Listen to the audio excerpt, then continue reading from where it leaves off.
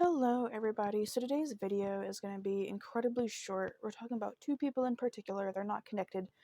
It's basically like a mini cases video, which is where I talk about people who I couldn't find enough information on them to do a dedicated video on. And I always say that these are my favorite ones to do because I get to talk about more than one person at a time, and usually these are the people that are forgotten or overlooked in true crime channels because there's not a lot of information. And this one is going to be especially short because I don't think I could find a lot of information or photos for each one. But even one about Garfield does not have a phone number. It's just going to be a much shorter video, I think, than my other mini cases video, so I apologize. Um, but that being said, today we are talking about Garfield Meekins and Martin Franzel.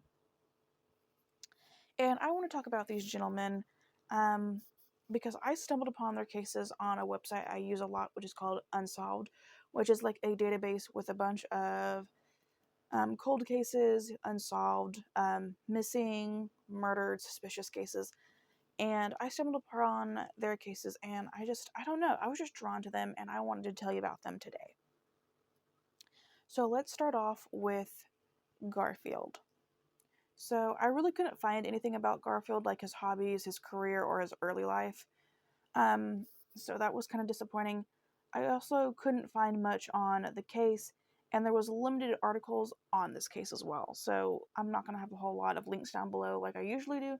Well, I typically don't in these kind of videos, but just a fair warning. But about the case, I have this information. So on September 6th, 1999, 80-year-old Garfield was last seen leaving his home in the 800 block of Cooks Lane in Baltimore, Maryland, in his gold 1993 Honda Accord to go to a grocery store nearby. The next day, on September 7th, his car was discovered abandoned in the front yard of a farmer's home off of Fort Davis Road in Warren Township, Pennsylvania. Police are unsure of why he would have driven to Pennsylvania, but they believed he may have traveled up from I-70 near his home, where he may have taken Route 456 to Fort Davis. There has been no sign of him since September 6, 1999, and his case is cold. At the time in 1999, he was 80 years old with black hair that was turning white, brown eyes. He was about 5'4" and 150 pounds. He had Alzheimer's and a heart condition, and he was last seen wearing a size 16 multicolored striped shirt, blue dress pants, a belt, black socks, and dress shoes. He also had a black hat, a gold watch, and a gold ring. The one thing that stood out to me about this case is they don't know why he would have went from Maryland to Pennsylvania, but he also had Alzheimer's. And I'm going to be completely honest, I don't know much about this disease, but I feel like maybe he kind of lost his way when he was going to go to the grocery store. Possibly that could have had an effect on why he went missing, which would be incredibly heartbreaking. But it also could have just been an accident, and we don't know what happened to him. Another kind of accident. It could have been foul play. We just don't know. But that is something that I wanted to point out that stood out to me, is that he has this disease, and he's like in Pennsylvania when he's not supposed to be in Pennsylvania. So I just thought that part was interesting. I will have his photo on the screen for a few moments, and then we will move on to Martin.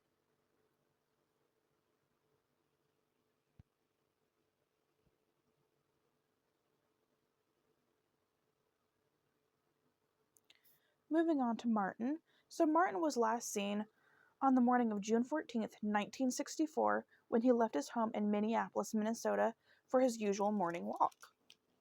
So, while on his walk, he was reportedly seen by a relative near 66th Street and Nicollet Avenue in Minneapolis. He has not been seen or heard from since.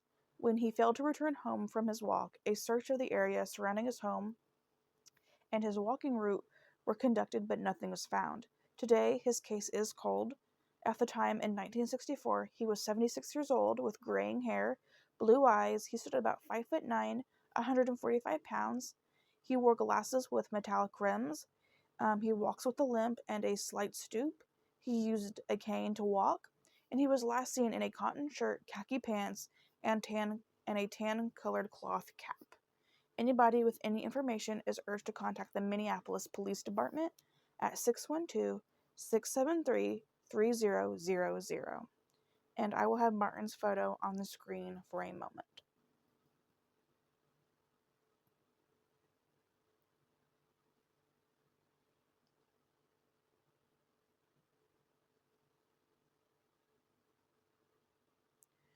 All right, everybody.